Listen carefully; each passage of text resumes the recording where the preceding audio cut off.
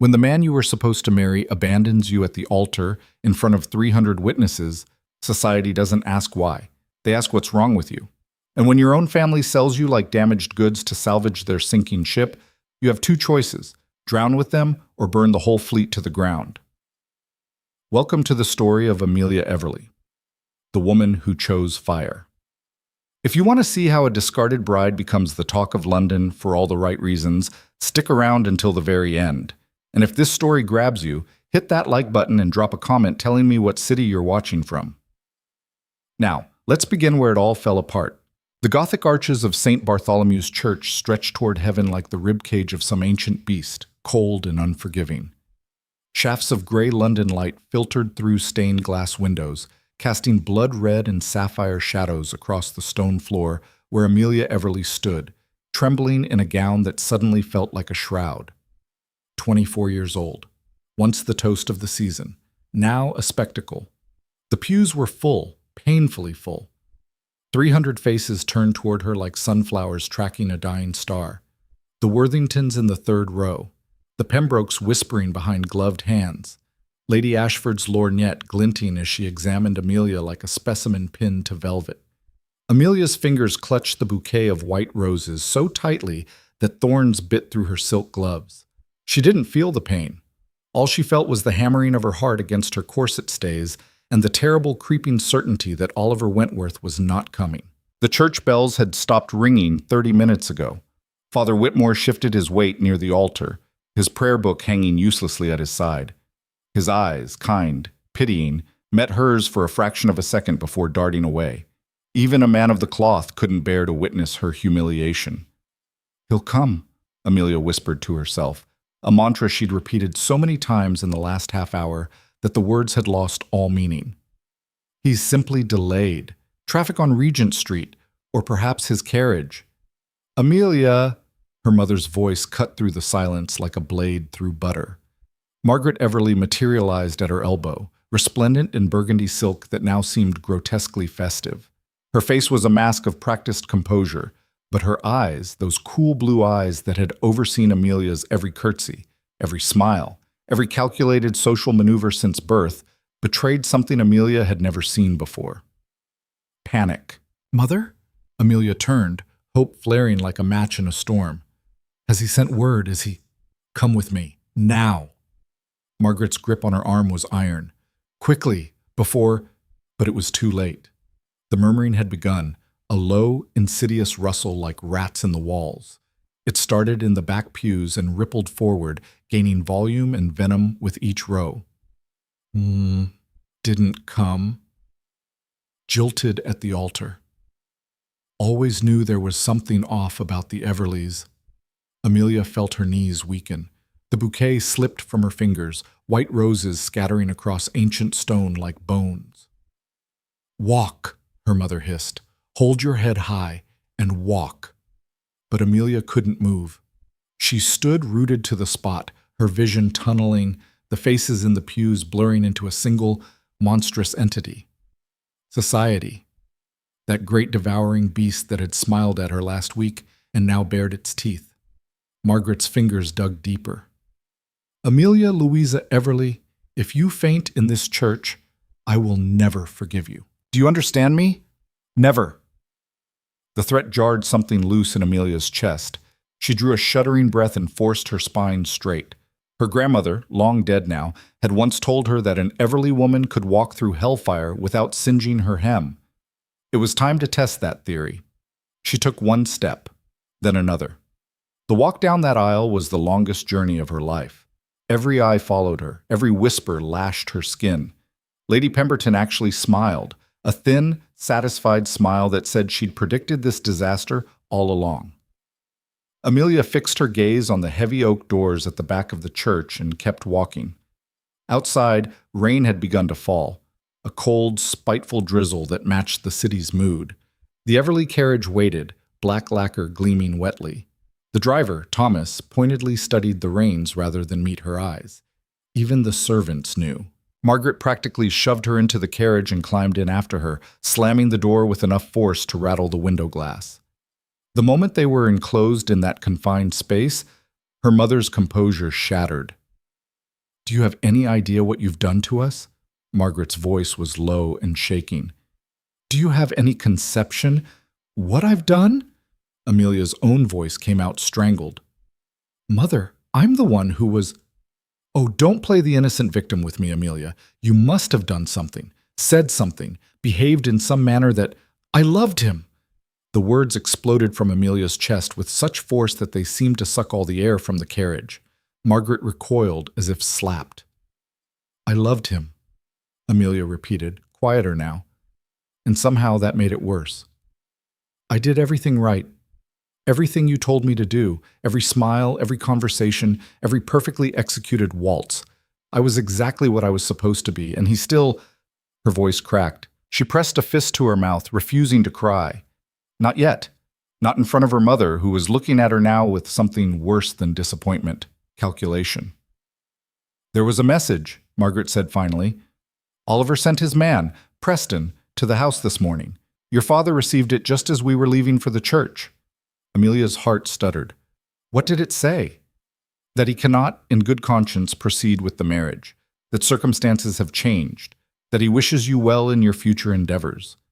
The formal phrasing was somehow more devastating than any cruel words could have been. Wishes you well in your future endeavors. As if she were a business associate, a declined investment. That's all? Amelia whispered. No explanation, no… What explanation could possibly matter? Margaret snapped. The result is the same. You are now a woman who was jilted at the altar in front of the entire ton. Do you understand what that means? Do you understand that no respectable man will touch you now? You're ruined, Amelia. Completely and utterly ruined. The carriage lurched into motion, wheels clattering over cobblestones. Through the rain-streaked window, Amelia watched London slide past. The elegant townhouses, the manicured parks, the glittering shop windows of Bond Street. This city had been her entire world. Now it felt like a prison. Where's father? She asked dully. Margaret's jaw tightened. At his club. Where else? Of course. Arthur Everly had never been particularly good at handling unpleasant situations. Better to leave the wreckage for his wife to clean up while he drowned his troubles in brandy and cards. The rest of the ride passed in suffocating silence. When they finally arrived at the Everly townhouse on Grosvenor Square, Amelia climbed out of the carriage like a woman moving through deep water. Every movement felt heavy, disconnected. The house that had been decorated for a wedding breakfast mocked her.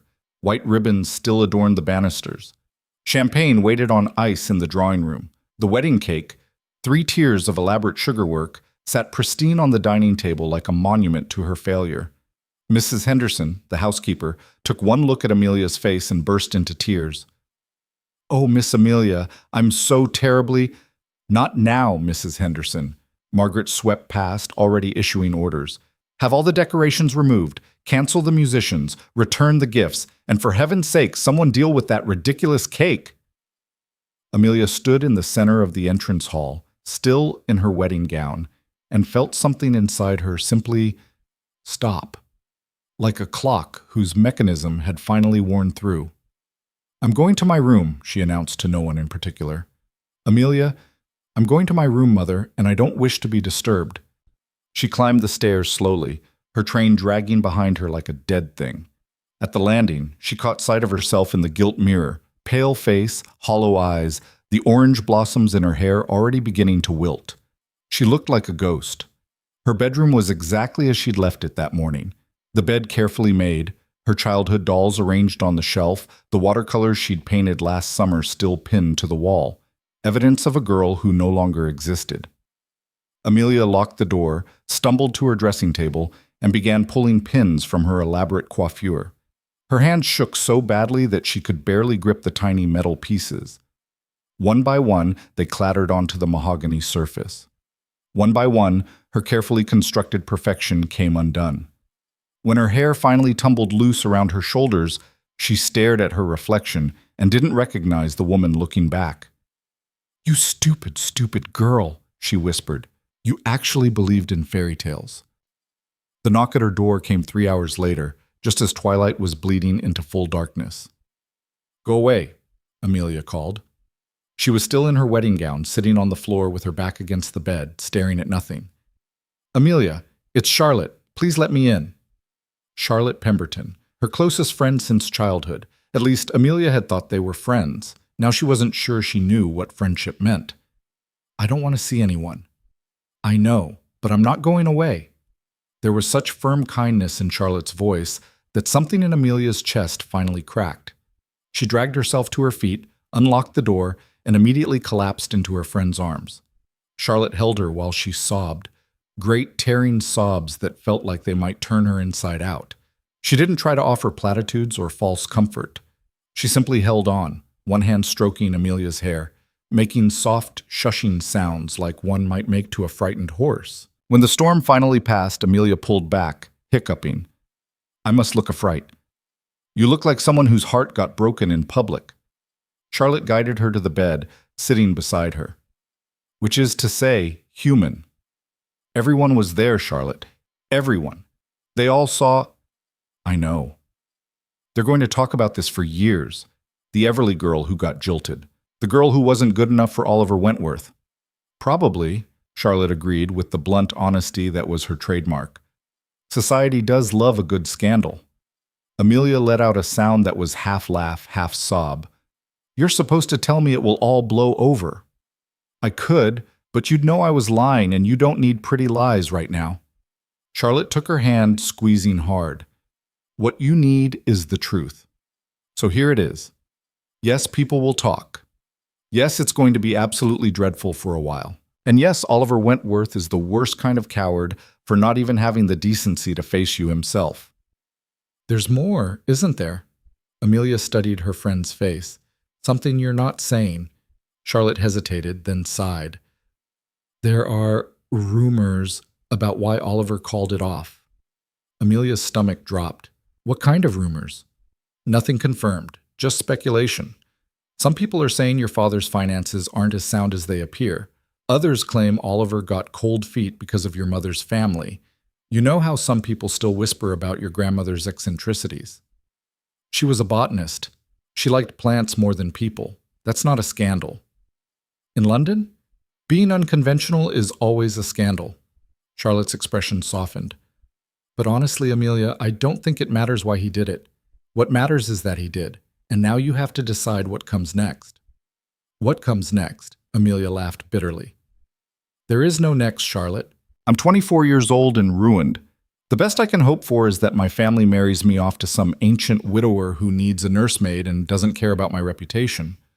Or, Charlotte said slowly, you could leave London. Amelia blinked. Leave? Your grandmother's estate, Derbyshire. It's been sitting empty since she died, hasn't it? Yes, but so go there, at least for a while. Get away from all of this. Charlotte gestured vaguely toward the window, toward the city beyond. Give yourself time to breathe, to think, to figure out who you are when you're not performing for 300 people in a church. The suggestion was so unexpected, so completely outside the realm of what Amelia had been taught to consider, that for a moment she could only stare. Leave London? Leave society? It should have been unthinkable. A woman of her standing didn't simply run away to the countryside like some gothic heroine in a penny novel. But then again, women of her standing also didn't get abandoned at the altar. My parents would never allow it, she said finally. Charlotte raised an eyebrow. Are you asking for permission or telling me a fact? What's the difference? Permission is something you beg for. Facts are things you accept and work around. Charlotte leaned closer, her eyes intense. Amelia, you have spent your entire life doing what other people expected of you.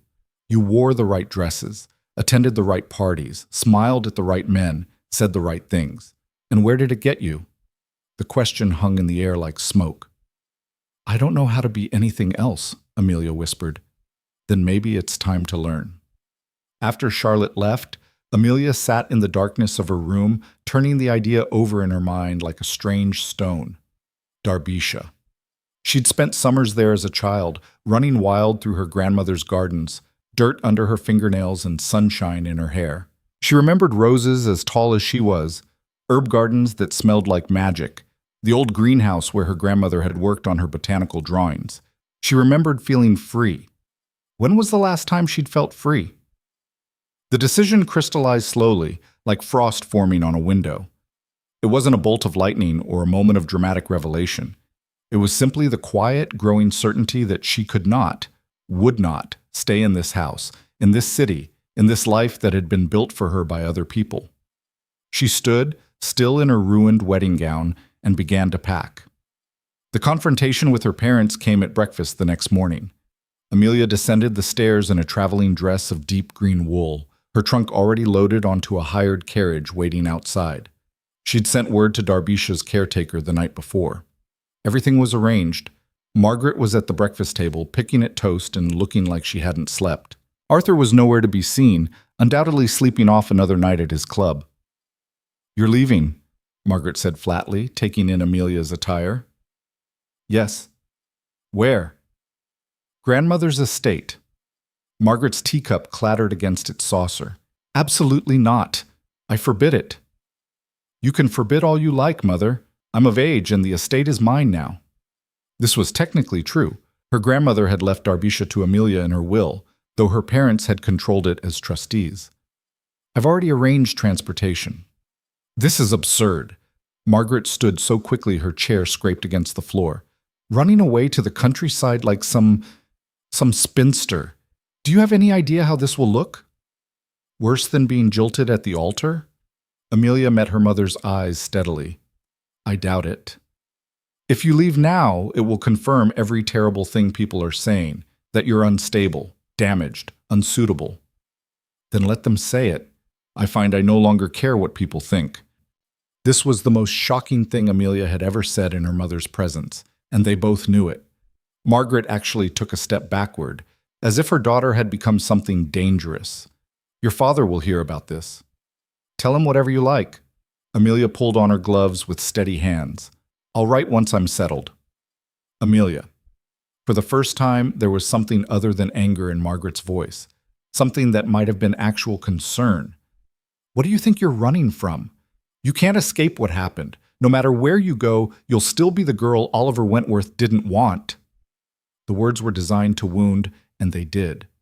But Amelia had discovered something in the long, dark hours of the previous night. Wounds could be survived. You could hurt and still keep walking. "You're right," she said quietly. "I'll always be that girl. But maybe in Darbisha, I can also be someone else." She walked out of the breakfast room, through the entrance hall where the wedding decorations had been stripped away, and out the front door into the cold morning light. The hired carriage driver helped her up, and as they pulled away from Grosvenor Square, Amelia looked back only once. The house stood proud and imposing, a monument to everything she was leaving behind. Her mother's face appeared briefly in an upstairs window, pale and disapproving. Amelia turned forward and didn't look back again. The journey to Darbisha took the better part of a day. As London's crowded streets gave way to open countryside, Amelia felt something in her chest begin to loosen. The farther they traveled from the city, the easier it became to breathe. She watched through the window as the landscape transformed. Rolling hills, ancient hedgerows, sheep dotting green fields like clouds fallen to earth. This was England too, but an England that felt like a different world from the one she'd left behind. They arrived at Thornfield Estate, her grandmother's house, just as the sun was setting, painting the sky in shades of amber and rose. The house was smaller than the London townhouse, built of honey-colored Cotswold stone that glowed warmly in the fading light. Ivy climbed the walls and the gardens. The gardens had gone absolutely wild. Amelia stood in the circular drive, staring at what had once been her grandmother's pride and joy. Roses sprawled across broken trellises. Pathways disappeared under blankets of weeds. The greenhouse glass was filmed with grime, and the herb garden had become a jungle of escaped mint and feverfew. It was a disaster. It was perfect. Mrs. Tilley, the elderly caretaker, appeared at the door, wiping her hands on her apron. "Miss Everly." "Oh, my dear, we weren't expecting you until tomorrow. The house isn't—" "It's fine, Mrs. Tilley. Everything is fine." Amelia surprised herself by meaning it. That first night at Thornfield, Amelia slept in her grandmother's old room. The bed was the same, the quilt smelling faintly of lavender and thyme. Through the window, she could see the dark shapes of the overgrown garden, and beyond that open countryside rolling away into starlit distance. No carriages rattling past. No voices raised in the street. No bells marking social calls and visiting hours. Just silence and space. And the feeling of a door closing on one life and another, unknown, uncharted, beginning to crack open. Amelia pulled the quilts up to her chin and felt something unexpected. Relief. Tomorrow she would face whatever came next. Tomorrow she would figure out how to live in this strange new exile. Tomorrow she would decide who Amelia Everly could be when no one was watching. But tonight, for the first time in as long as she could remember, she simply let herself rest. Outside, a nightbird called. The old house settled around her with creaks and sighs. And somewhere in the wild garden, roses bloomed in the darkness, untended but alive, growing exactly as they pleased. The first morning at Thornfield Estate, Amelia woke to unfamiliar sounds. Birdsong instead of carriage wheels. Wind in the trees instead of street vendors calling their wares. For a moment, suspended between sleep and waking, she forgot where she was. Then memory crashed back like a wave, and with it the hollow ache of everything she'd lost. She dressed herself, a novel experience after years of having maids lace her into elaborate gowns. The simple cotton dress felt strange against her skin, too loose in some places, too tight in others. Her fingers fumbled with the buttons down the back until she finally gave up and left the top 3 undone. No one would see anyway. Downstairs, Mrs. Tilley had prepared a simple breakfast of porridge and toast. The elderly woman hovered anxiously, clearly unsure how to treat the granddaughter of her beloved former employer who'd arrived unannounced and alone. "Will you be expecting guests, miss?"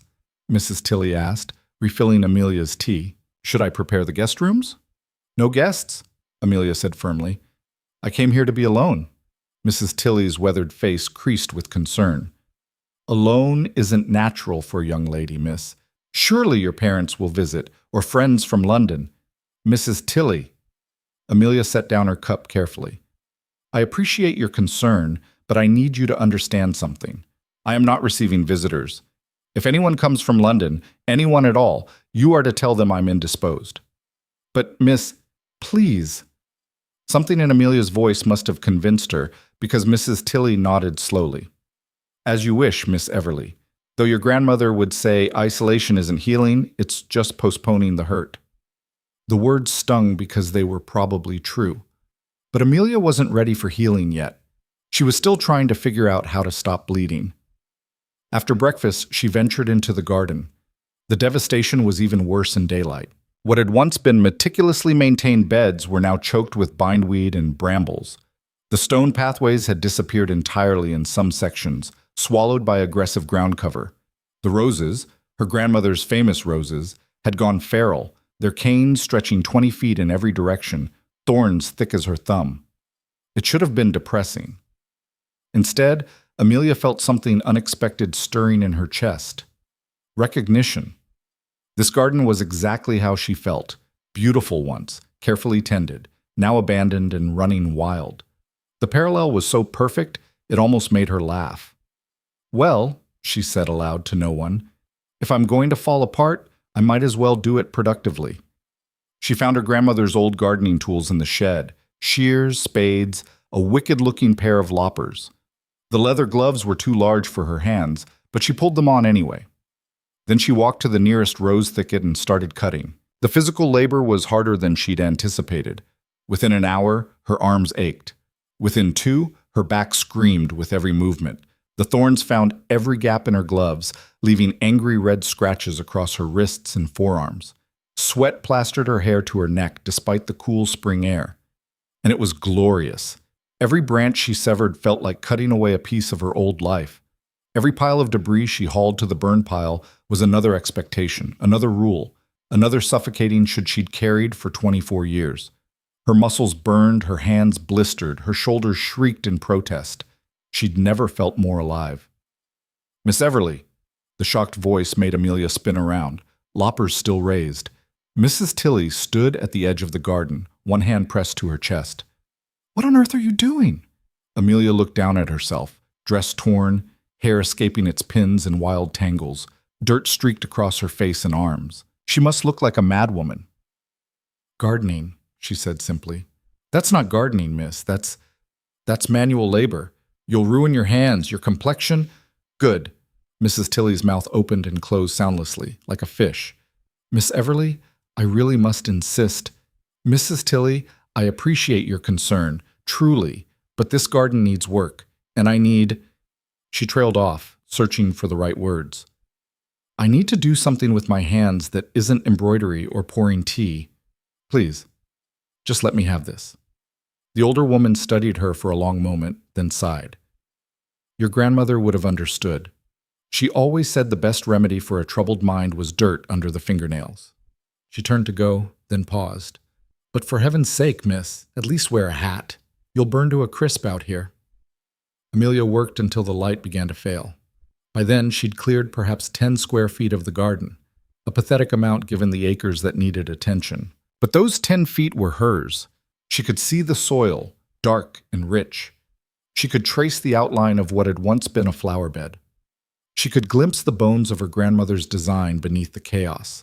Tomorrow, she'd clear 10 more feet, and the day after that, 10 more.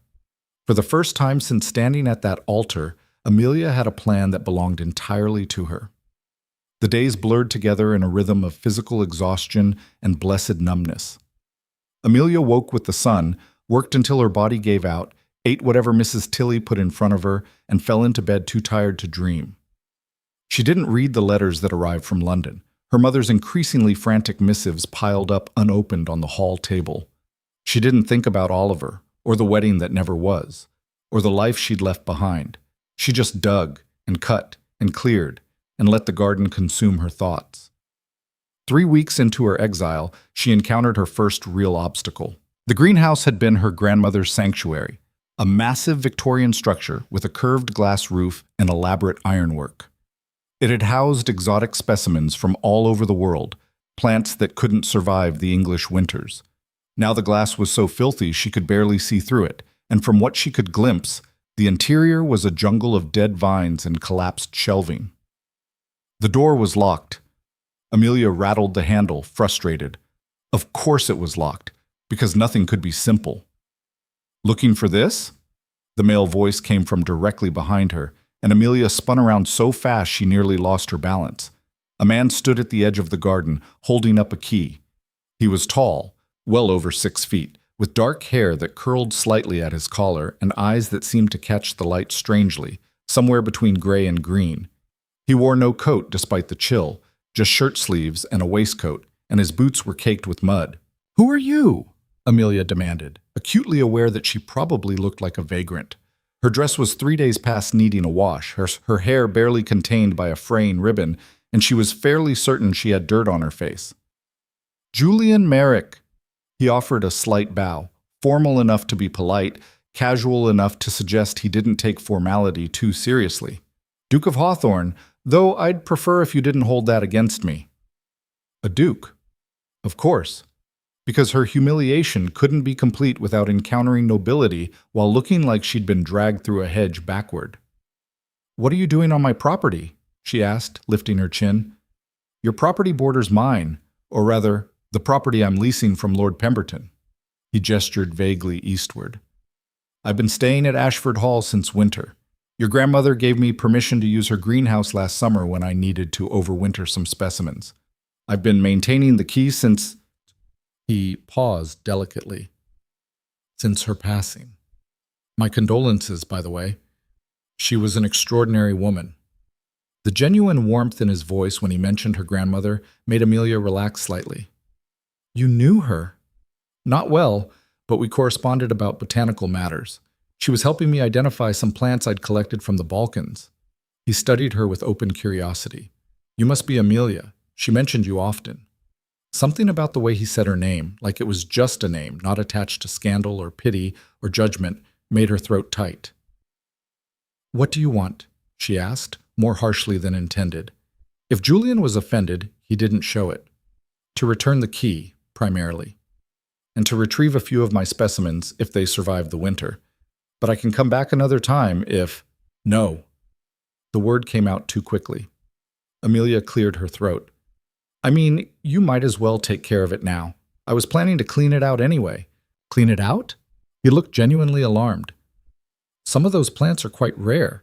If you're planning to simply destroy everything, I'm not planning to destroy anything, Amelia snapped. I'm planning to restore it. There's a difference. They stared at each other for a moment, and Amelia had the distinct impression she was being assessed. Finally, Julian nodded. Then perhaps I could help. I have some experience with greenhouse management. I don't need help. I wasn't offering charity, I was offering expertise. He said it mildly, but there was steel underneath. Your grandmother's collection includes several species that are notoriously difficult to maintain. Kill them through ignorance, and you'll lose something irreplaceable. Amelia wanted to refuse. She wanted to maintain her isolation, her self-sufficient exile from the world. But he was right. She had no idea what was inside that greenhouse, let alone how to care for it. Fine, she said curtly. But I'm not entertaining. If you're expecting tea and polite conversation, I'm expecting dirt and plant identification. Julian moved past her to unlock the greenhouse door. Conversation is optional. The greenhouse interior was worse than Amelia had imagined. Dead vines covered everything like a shroud. Clay pots lay shattered on the floor. The elaborate watering system her grandmother had designed had frozen and burst at some point, leaving pipes twisted like broken bones. But underneath the devastation, there were survivors. Julian moved through the chaos with the careful deliberation of a surgeon, lifting leaves, checking soil, making soft sounds of discovery or dismay. Amelia followed, watching as he cataloged what had made it through and what was lost forever. This one.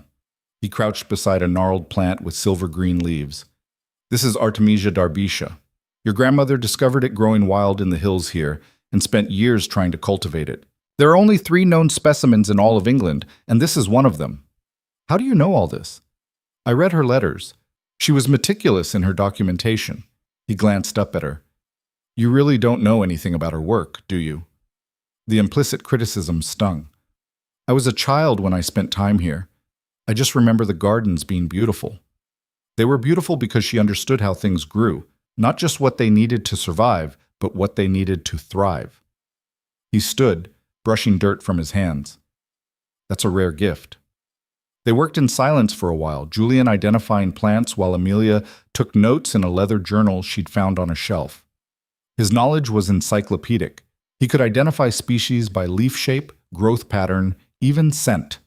Watching him work, Amelia felt something shift in her perception. This wasn't some idle nobleman playing at horticulture. This was a man who genuinely cared about these strange, stubborn plants. Why are you here? She asked suddenly. In Derbyshire, I mean. Don't dukes usually spend the season in London? His hand stilled for a fraction of a second before resuming their work. I could ask you the same question. I asked first. So you did. He carefully transferred a delicate fern to a clean pot before answering. Let's just say London and I came to a mutual understanding that we needed time apart. That's not an answer. No, he agreed pleasantly. It's not. The evasion should have annoyed her, but instead she found herself almost smiling. There was something refreshing about his refusal to explain himself, as if he understood that some things didn't require justification. They fell back into companionable silence, and Amelia realized with surprise that she didn't mind his presence. He didn't pry, didn't make assumptions, didn't treat her like something broken that needed careful handling. He just worked beside her. Over the following weeks, Julian became a regular fixture at Thornfield. He'd arrive in the mornings, often before Amelia had finished breakfast, and they'd work together until the light failed. Sometimes they talked, carefully neutral conversations about plants, weather, the progress of the garden. More often, they worked in silence. Mrs. Tilley clearly didn't approve. It's not proper, miss. You being alone with a gentleman, he's barely a gentleman and we're hardly alone. You're right inside the house. That's not the point. What would your mother say? My mother can say whatever she likes from London. She's not here. But Mrs. Tilley's disapproval planted a seed of unease. Amelia hadn't asked Julian about his circumstances, but she could guess. Dukes didn't exile themselves to the countryside without reason. Whatever scandal had driven him from London might be as bad or worse than her own. She should care. By all the rules she'd been raised with, she should care desperately about propriety and reputation and what people thought. The problem was, she didn't. One morning, Julian arrived looking grimmer than usual. Something wrong? Amelia asked, looking up from the rose bed she was mulching. Letter from London. He pulled a crumpled envelope from his pocket and tossed it into the burn pile with more force than necessary. Apparently, I'm causing concern by refusing to participate in society. I've been ordered to return immediately and resume my duties. Will you go? No. The word was flat, final. I'm done being what other people need me to be. The sentiment echoed so perfectly in Amelia's own heart that she felt something crack open inside her chest. I know exactly what you mean. He looked at her then, really looked, and something passed between them. Recognition, understanding, the peculiar kinship of two people who'd chosen exile over conformity. They'll come eventually, Julian said quietly. Your family, mine. Society doesn't let people simply disappear. Then we'll face them when they come. We? Amelia realized what she'd said and felt heat rise in her cheeks. I know what you meant. Julian smiled, and it transformed his entire face from severe to something approaching gentle. And you're right. We will. The promised confrontation came on a Tuesday in late May. Amelia was in the garden, hip deep in a tangle of honeysuckle, when she heard carriage wheels on the drive. She froze, every muscle tensing like prey scenting a predator. No, please, not yet. But when she straightened and looked toward the house, she saw exactly what she'd been dreading. Her mother's distinctive burgundy carriage, the Everly crest gleaming on the door. Mrs. Tilley appeared on the steps, wringing her hands. Miss Amelia, your mother is here, and she's Amelia Louisa Everly. Margaret swept out of the house like an avenging angel, her traveling dress pristine despite the journey, her face rigid with fury. What in heaven's name do you think you're doing? Look at you! You look like a common laborer. Amelia pulled off her gardening gloves slowly, giving herself time to steady her breathing. Hello, Mother. I wasn't expecting you. Clearly, I've been writing for weeks with no response. No response! Do you have any idea how worried I've been? I've been busy. Busy? Margaret's voice climbed an octave. Busy destroying yourself in this godforsaken wilderness? Amelia, you cannot simply abandon your life because one thing went wrong. One thing? The words came out sharp as glass. Mother, I was jilted at the altar in front of 300 people. That's not one thing. That's everything. It was a setback, nothing more. These things can be managed if you just… Miss Everly?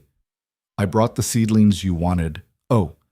Julian appeared around the corner of the house carrying a wooden flat of small plants. He stopped short at the sight of Margaret, and Amelia watched her mother's face cycle through surprise, recognition, and something that looked like calculation. Duke Hawthorne, Margaret said, recovering her composure with practiced ease. What an unexpected pleasure. Mrs. Everly. Julian's tone was scrupulously polite and completely cold. I wasn't aware Amelia was expecting visitors. She wasn't. Margaret's gaze flicked between them, sharp and assessing. I came to collect my daughter and bring her home where she belongs. I am home, Amelia said. This isn't home, it's exile. And now I understand why you've been so resistant to returning to London. Margaret's voice dripped with implication. You've found yourself a replacement for Oliver. How convenient. The accusation hung in the air like poison gas. Amelia felt her face burn, but before she could respond, Julian spoke. I think you should leave, Mrs. Everly. Excuse me? You heard me. Your daughter has made it clear she wishes to remain here. Continuing to harangue her serves no purpose except to satisfy your own need for control. Margaret drew herself up to her full height. How dare you speak to me that way? You have no right. I have every right to ask you to leave property that doesn't belong to you. Julian's voice remained calm, but there was steel underneath. This estate is Amelia's. If she wants you here, you'll stay. If she doesn't, you'll go. It's quite simple. All eyes turned to Amelia. For a moment, she couldn't breathe. Her mother stood rigid with fury, her face promising retribution. Julian waited, expression neutral but stance protective. Mrs. Tilley hovered in the doorway, clearly wishing she was anywhere else. This was the moment, the choice she'd been avoiding since she left London. Go, Amelia said quietly. Please, Mother, just go. Margaret's face went white, then red. If I leave now, I won't come back. Do you understand me? Make me leave, and you're choosing this disgrace over your family. Then I'm choosing disgrace. Amelia's voice shook, but she kept it steady. Because right now, disgrace is treating me better than my family ever did. For a long moment, Margaret simply stared at her daughter as if seeing a stranger. Then she turned on her heel and marched to her carriage. She climbed in without another word, without looking back, and within moments the carriage was rolling down the drive, taking with it the last threads of Amelia's old life. Amelia stood motionless, watching it disappear, feeling like she might shatter into 1,000 pieces if she moved. "Are you all right?" Julian asked softly. "No." Her voice came out raw. "But I will be." He nodded, seeming to understand that some things couldn't be fixed with words. "I'll just put these in the greenhouse. Take your time." After he left, Amelia sank down onto the garden bench, her legs suddenly unable to hold her. She'd just cut ties with her family, chosen exile over reconciliation, confirmed every terrible thing London would say about her, and somehow, impossibly, she felt lighter than she had in months. Mrs. Tilley brought tea, which Amelia drank without tasting. The sun tracked across the sky. Birds sang in the roses. The world kept turning, indifferent to the small revolution that had just occurred in a country garden. When Julian returned, he didn't ask questions. He simply sat beside her on the bench, solid and steady, and they watched the shadows lengthen across the garden together. "She'll tell everyone," Amelia said finally. "My mother. She'll go back to London and tell everyone what she saw, that I'm living like a woman who makes her own choices? Like a fallen woman keeping company with a disgraced duke in the middle of nowhere. Technically, I'm not disgraced, just voluntarily absent." Julian paused, though I suppose there's not much difference in London's eyes. Despite everything, Amelia found herself almost smiling. "We're going to be the scandal of the season, aren't we?" "Probably. They'll say terrible things." "They already do. Everyone I know will cut me." "Then they weren't worth knowing." Amelia turned to look at him, this strange man who'd appeared in her wilderness and somehow become the only person who understood. "Why are you helping me? You barely know me." Julian was quiet for a long moment, his gaze distant. "Because I know what it's like to be crushed under the weight of other people's expectations. And I know what it costs to break free." He met her eyes. "You took the harder path, Amelia, the brave one. That's worth defending." Something in his voice made her suspect there was more to his story than he'd shared, but she didn't push. They both had secrets, wounds still too raw to expose to daylight. "Thank you," she said instead. "For today? For standing with me." "Any time." He stood, offering his hand to help her up. "Now come on. Those seedlings won't plant themselves, and I suspect you could use the distraction." He was right. Physical labor was still the best remedy for emotional turmoil. They worked until well past dark, planting the new specimens in the restored greenhouse, and by the time Amelia finally returned to the house, she was too exhausted to do anything but collapse into bed. But before sleep claimed her, she realized something. For the first time since Oliver had abandoned her at that altar, she wasn't just surviving, she was beginning to live. The letter arrived on a morning when the garden was finally beginning to look like something intentional rather than something survived. 6 weeks had passed since her mother's furious departure, 6 weeks of blessed silence broken only by birdsong and the quiet companionship of Julian's presence. Amelia had started to believe, foolishly she would later realize, that London had forgotten about her. Mrs. Tilley brought the envelope on a breakfast tray, her expression troubled. The paper was expensive, the handwriting familiar in the worst possible way. Oliver. Amelia's hand trembled as she broke the seal. Part of her wanted to throw it in the fire unread, but some masochistic impulse made her unfold the pages. "My dearest Amelia, I write to you with a heart full of regret and a soul burdened by the greatest mistake of my life. In the weeks since our wedding day, I have come to understand the terrible injustice I committed against you. My behavior was unconscionable, my cowardice inexcusable. I know now that I acted in haste, influenced by concerns that seemed trivial in the face of what I lost. Your father's financial difficulties are not your fault. and to punish you for circumstances beyond your control was the act of a weak man, not the husband you deserved.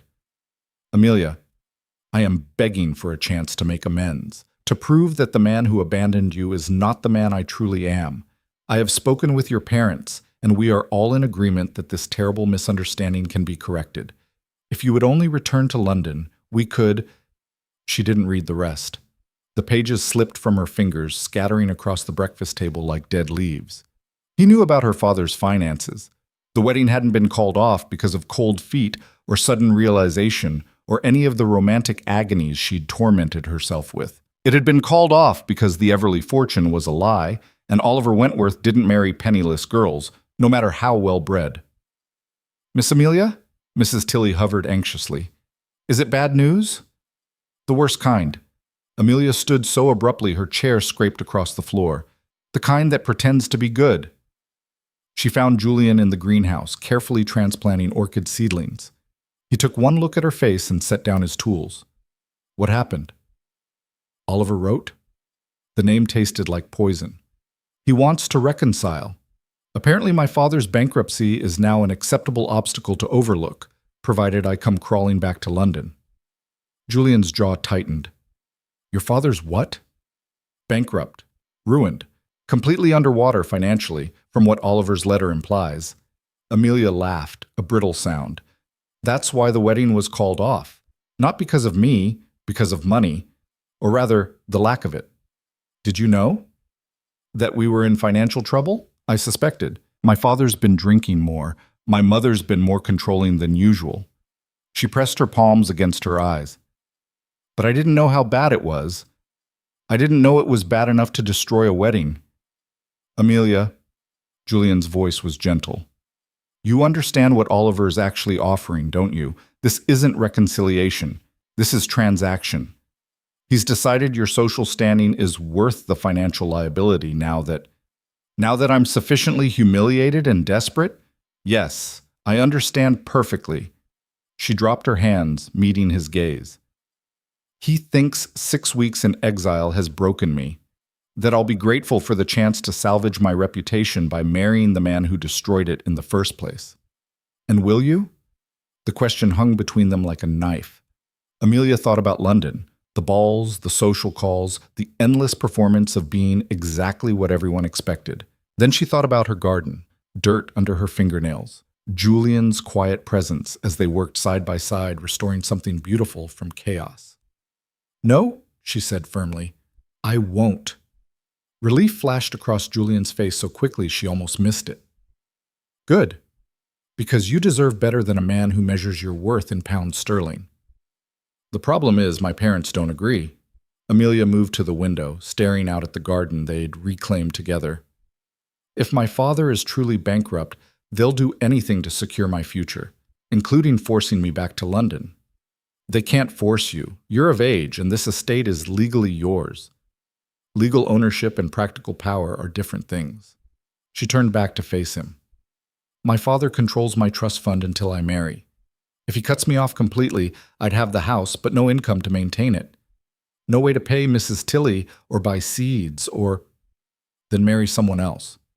The words came out so matter-of-fact that for a moment Amelia wasn't sure she'd heard correctly. "What?" Julian crossed the greenhouse in 3 long strides, standing close enough that she could see the gray-green flecks in his eyes. "Marry me." "That's not funny." "I'm not joking." His expression was completely serious. "Think about it logically. Marriage would secure your independence from your parents' control. You'd have access to your own funds plus the Hawthorne fortune, which is considerable enough that your father's debts would be irrelevant. And perhaps most importantly, it would make your rejection of Oliver socially acceptable rather than scandalous." Amelia's mind reeled. "Julian, we barely know each other. We've spent nearly every day together for 6 weeks. I know you hate weak tea and love thunderstorms. I know you'd rather dig in dirt than dance at balls. I know you're brave enough to choose exile over comfort and stubborn enough to restore an entire estate with your bare hands." He paused. "I know you better than Oliver ever did."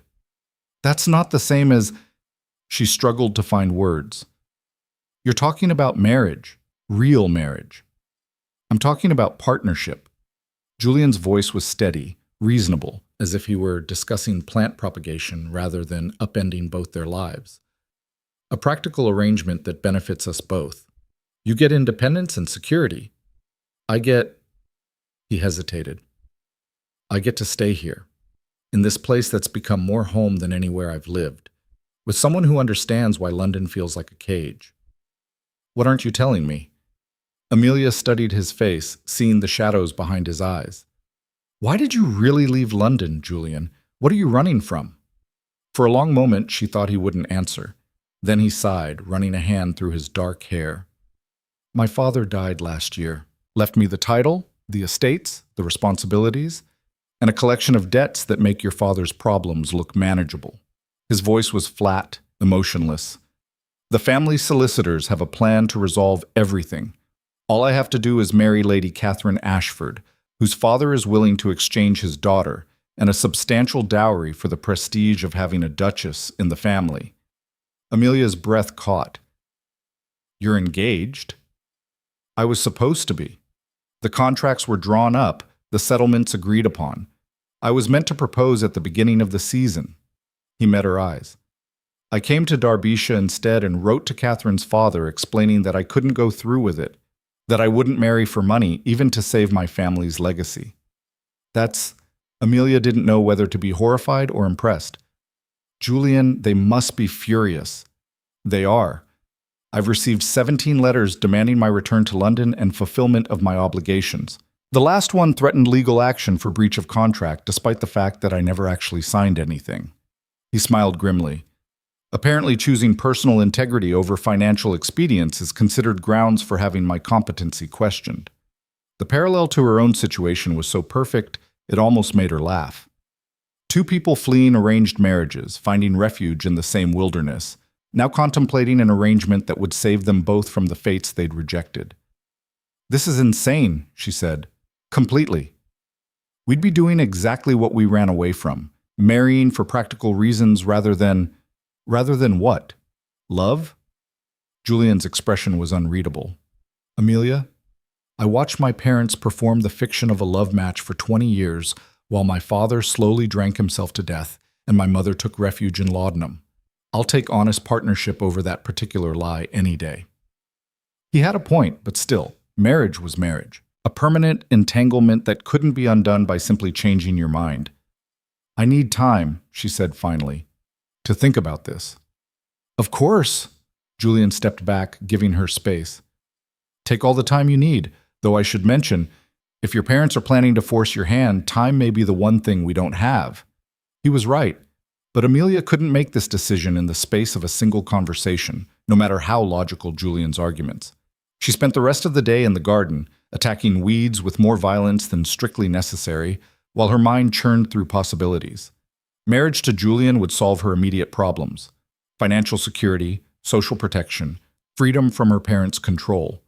But it would also bind her to a man she'd known for 6 weeks, in a relationship defined by practicality rather than passion. Was that better or worse than being alone? By evening, she still had no answer. She was debating whether to skip dinner entirely when Mrs. Tilly appeared, wringing her hands. Miss Amelia, you have visitors. I'm not receiving. It's your parents, miss, both of them, and Mr. Wentworth. The world tilted. What? They arrived in 3 carriages about an hour ago. I tried to turn them away like you said, but your father insisted. And then Mr. Wentworth started making demands, and I didn't know what to do. It's all right, Mrs. Tilly. Amelia forced her voice to remain calm, even as panic clawed at her throat. Where are they now? In the drawing room. They've been there for nearly an hour, and your mother is in quite a state. Of course she is. Amelia looked down at herself. Dirt-stained dress, wild hair, hands scratched and calloused from garden work. She looked nothing like the polished society girl they expected. Perfect. Tell them I'll be down in a moment. She didn't change, didn't fix her hair, didn't even wash the dirt from under her fingernails. If they'd come all this way to drag her back to London, they could face the reality of who she'd become. The drawing room felt suffocatingly small with 4 people in it. Her father stood by the window, looking older and grayer than she remembered. Her mother perched on the settee, rigid with barely controlled fury. And Oliver? Oliver stood by the fireplace in a perfectly tailored coat, his blonde hair artfully arranged, his expression carefully crafted into contrition. He looked exactly like he had on their wedding day, which made Amelia want to laugh or scream, or both. Amelia. Her father turned at her entrance, and she saw the shock in his eyes as he took in her appearance. My dear, you look like I've been working. She crossed her arms. What are you doing here? We've come to bring you home, Margaret said, her voice brittle. This absurdity has gone on long enough. I am home. This is not home, it's self-destruction. Margaret stood, gesturing at Amelia's disheveled state. Look at yourself. You've become some kind of agricultural laborer. It's disgraceful. I think she looks well, Oliver interjected smoothly. The country air clearly agrees with her, though perhaps a bit rustic for polite company. The condescension in his tone made Amelia's hands curl into fists. Why are you here, Oliver? I thought I made my feelings clear when I didn't respond to your letter. Your silence spoke of hurt, not rejection. He moved toward her with practiced grace. Amelia, I know I wounded you terribly. I know I don't deserve forgiveness, but I'm asking for it anyway. Give me a chance to prove that my love for you is stronger than my momentary weakness. Love? The word came out like venom. You don't love me, Oliver. You never did. You loved my family's position and what you thought was my dowry. The moment you discovered the money was gone, so was your affection. That's not fair. It's completely fair. Amelia's voice rose despite her efforts to stay calm. You didn't even have the courage to face me yourself. You sent a servant with a message while I stood at the altar in front of 300 people. If you loved me, you would have married me anyway. Money be damned. Arthur cleared his throat. Amelia, you need to understand the situation. Our family is facing significant financial difficulties. I know about the bankruptcy, Father. Oliver's letter was very illuminating on that subject. Her father's face went pale. Then you understand why this marriage is necessary. Oliver has graciously agreed to overlook our financial troubles and… Overlook? Amelia laughed incredulously. He's not overlooking anything. He's realized that marrying a disgraced Everly daughter is still more socially advantageous than marrying no one at all. This isn't generosity, it's calculation. Does it matter? Margaret's voice was sharp. Amelia, be practical. You have no prospects, no fortune, no reputation worth salvaging. Oliver is offering you salvation, and you're spitting in his face out of stubborn pride. It's not pride, Mother. It's self-respect. Self-respect doesn't pay bills, Margaret was shouting now, all pretense of composure abandoned. Self-respect doesn't maintain an estate or secure your future. You think you can survive here on gardening and stubbornness? You're living in a fantasy, and sooner or later reality will crush you. I'd rather be crushed by reality than suffocated by your version of salvation. Amelia, please. Oliver stepped closer, reaching for her hand. I know you're angry. You have every right to be. But think about what you're throwing away. We could have a good life together. I would give you everything you need. Everything but honesty. Everything but respect. Everything but actual partnership. She pulled her hand away. No, Oliver. My answer is no. You're making a mistake, Arthur said quietly. Without this marriage, you'll have nothing. I can't maintain your trust fund in my current financial state. You'd be dependent on whatever meager income this estate generates, which won't be enough to… She won't be dependent on anyone. Julian's voice cut through the room like a blade. Amelia spun to find him standing in the doorway, still in his work clothes, looking utterly unconcerned about the social impropriety of his appearance. Margaret's eyes widened. Duke Hawthorne, I wasn't aware you were still visiting. I'm not visiting, I'm proposing. Julian crossed the room to stand beside Amelia, close enough that their shoulders nearly touched. Or rather, I've already proposed. Amelia and I are engaged. The silence that followed was absolute. Amelia's heart hammered against her ribs. They'd discussed the possibility, but they hadn't decided. She hadn't agreed. And now Julian was announcing it as fact in front of her parents and Oliver. And that's impossible, Oliver said flatly. Why? Because you think you have some claim on her. Julian's voice was pleasant, but his eyes were cold. You forfeited any claim when you abandoned her at the altar. Amelia is free to accept proposals from whomever she chooses. This is ridiculous, Margaret sputtered. You've known each other for what? A few weeks? This is clearly some kind of what, Mrs. Everly? Genuine affection? Julian smiled, but there was steel underneath. I realize that might be a foreign concept in circles where marriages are arranged like business transactions, but it does occasionally happen. Arthur studied Julian with narrowed eyes. The Duke of Hawthorne. I've heard rumors about your family's financial difficulties. Interesting that you'd choose to propose to a woman with no dowry. I don't need her dowry, I need her. Julian's hand found Amelia's, his fingers warm and steady. Something I suspect you wouldn't understand. This is preposterous. Oliver's careful composure finally cracked. You can't seriously expect anyone to believe this fairy tale. The disgraced debutante and the exiled duke finding love in a country garden? It's absurd. More absurd than a man who jilted his bride, deciding 6 weeks later that he wants her back after all? Amelia found her voice, surprised by how steady it sounded. At least Julian and I are honest about what we want. And what exactly do you want, Amelia? Her father's voice was heavy with disappointment. To throw away every advantage of your birth and breeding? To become the wife of a duke who's hiding in the countryside from his own obligations? I want to make my own choices. Amelia squeezed Julian's hand, drawing strength from his presence. Even if those choices disappoint you, especially if they disappoint you. Margaret stood abruptly. If you go through with this, you're no daughter of mine. Do you understand? We will cut you off completely. Financially, socially, you will be dead to us. The threat should have terrified her. Instead, Amelia felt oddly calm. Then I suppose I'm already dead, because I'm not going back to London, and I'm not marrying Oliver. You'll regret this, Oliver said, his handsome face twisted with anger. Both of you. Society will tear you apart. They'll say you're damaged goods who seduced a desperate duke. They'll say he's a fortune hunter who settled for scraps. You think exile is difficult now? Wait until we return to London and tell everyone the truth about your little arrangement. Tell them whatever you like. Julian's voice was hard. We won't be there to hear it. You can't hide in the countryside forever. Watch us. The standoff stretched for another moment, tension crackling like lightning before a storm. Then Margaret swept toward the door, her skirts rustling with indignation. Come, Arthur. Oliver, we're leaving. If Amelia wants to destroy herself with this absurd infatuation, let her. She'll come crawling back soon enough when reality sets in. But Arthur lingered, his eyes on Amelia with something that might have been regret. I'm sorry it came to this. I truly am. I wanted better for you. You wanted easier for yourself, Amelia said quietly. There's a difference. He flinched but didn't argue. Instead, he followed his wife out, leaving Oliver alone with Amelia and Julian. Oliver looked between them, his expression unreadable. You're making the biggest mistake of your life. No, Amelia said. The biggest mistake of my life was believing you loved me. Everything since then has been correction.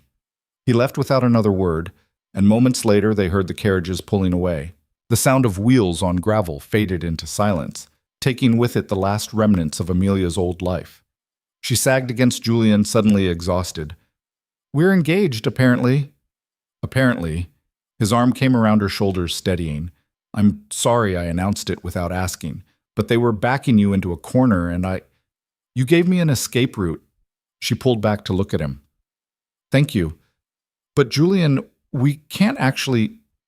we discussed it hypothetically, but actually going through with... Why not? He was watching her with that steady, unreadable gaze. Everything I said earlier is still true. This arrangement benefits us both. And now that I've announced it publicly, backing out would only make things worse. So we should get married to avoid looking foolish? We should get married because we both need freedom from the lives other people have planned for us. Because we work well together, because... He paused, choosing his words carefully. Because I would rather build something honest with you than return to London and play out the lie everyone expects. Amelia's mind reeled. Marriage, actual marriage, not just theoretical discussion, to a man she'd known for 6 weeks, but who somehow understood her better than people she'd known her entire life. It was insane. It was also the only path forward that didn't lead back to London and Oliver and everything she'd run from. If we do this, she said slowly, we do it on our terms. No performance, no pretense, just honest partnership. Agreed. And if either of us becomes unhappy with the arrangement, we discuss it honestly rather than what our parents did? Absolutely. Julian's expression softened. Amelia, I'm not asking you to love me. I'm asking you to trust me. Can you do that? Could she? She studied his face, the serious eyes, the firm jaw, the hands that had worked beside hers to restore her grandmother's garden. This man had defended her to her parents, stood with her against Oliver, offered her exactly what she needed when she needed it most. Yes, she said finally. I can trust you. Relief flooded his features. Then we'll make this work. On our terms, in our time, without London's interference. They stood together in the empty drawing room, hands clasped, making promises without the words to speak them. Outside, the sun was setting over the garden they'd rebuilt together, painting the sky in shades of amber and rose. Amelia thought about her grandmother, who had chosen plants over people and died happy in this house. About the garden that had survived years of neglect and was now blooming again.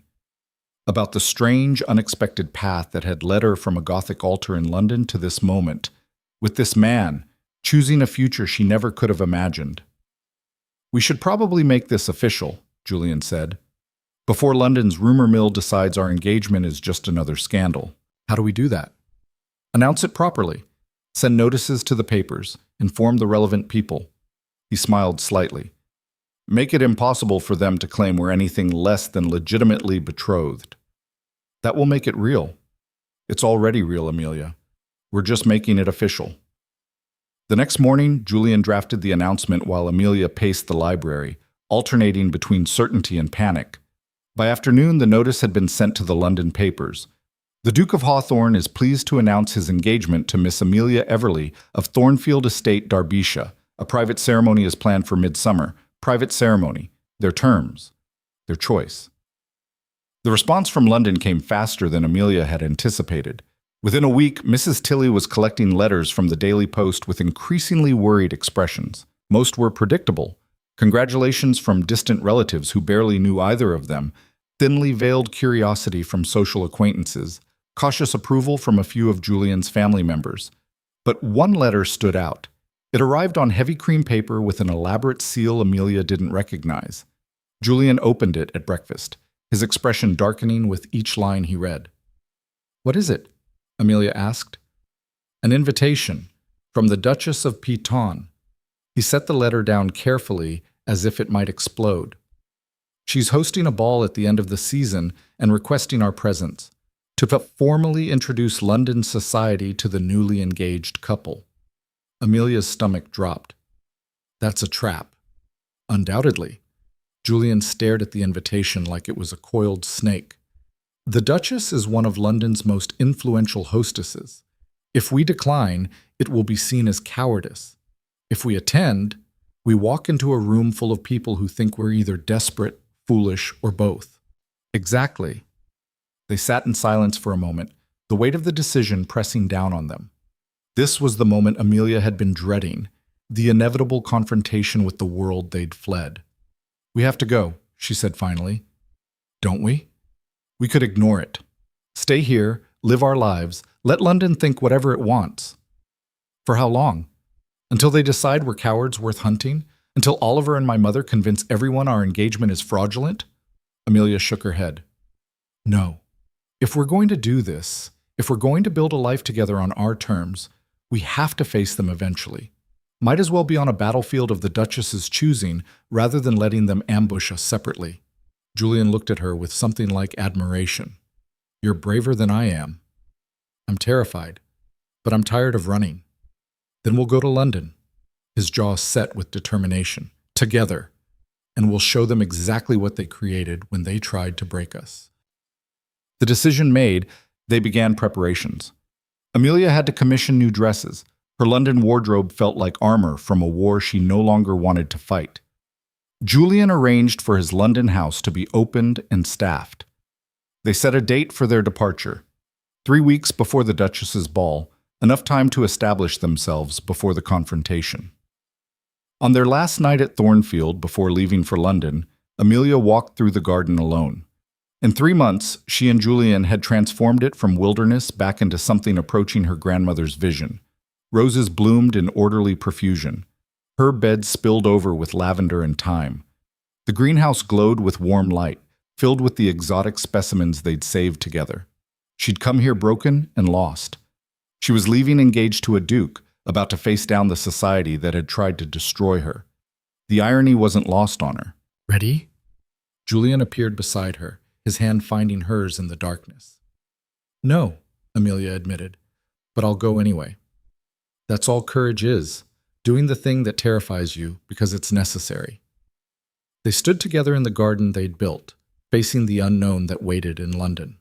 Tomorrow, they would leave this sanctuary and return to the world that had wounded them both. But tonight, for one last moment, they were safe. London hit Amelia like a physical blow the moment their carriage crossed into the city limits. The noise, the crowds, the oppressive weight of thousands of lives pressed together, it all came rushing back with suffocating intensity. She'd forgotten how small the city made her feel, how every street corner seemed to whisper judgment. Julian's hand found hers in the darkness of the carriage. We don't have to do this. Yes, we do. Amelia squeezed his fingers, drawing strength from the contact. Running worked once. It won't work again. The Hawthorne townhouse on Berkeley Square was a fortress of stone and iron, imposing enough to make even the Everly residents look modest. Servants lined up to greet them, a small army of unfamiliar faces that studied Amelia with barely concealed curiosity. The scandalous fiancé, the jilted bride who'd somehow landed a duke. Julian's housekeeper, Mrs. Brennan, was a formidable woman in her 60s with steel-gray hair and eyes that missed nothing. She curtsied precisely, her expression neutral. "Welcome to Hawthorne House, Miss Everly. His Grace's chambers are prepared in the East Wing. I've taken the liberty of placing you in the Duchess's suite." The Duchess's suite. The title Amelia would soon carry. The weight of it settled on her shoulders like lead. "Thank you, Mrs. Brennan," she managed. That first night, Amelia couldn't sleep. The house was too large, too quiet, too full of ghosts from Julian's past that she didn't understand. She wandered the halls until she found herself in the library, a massive room lined floor to ceiling with leather-bound volumes. Julian was there, staring into a dying fire, a glass of brandy in his hand. "Can't sleep either?" he asked without turning. "The city's too loud." Amelia settled into the chair across from him. "How did you stand it living here?" "I didn't. That's why I left." He took a long drink. "My father died in this house. Right there, actually." He gestured to the spot near the fireplace. Heart gave out during an argument with his solicitors about the debts. He was screaming about honor and legacy and how I'd destroyed everything with my refusal to marry Catherine Ashford. Then he just stopped. "Julian, I'm so sorry." "Don't be. He made his choices. I'm making mine." He set down his glass. "But I won't lie. Being back here feels like wearing a dead man's coat. Nothing fits right anymore." "Then we'll make it fit differently." Amelia leaned forward. "This house doesn't have to be his legacy. It can be ours."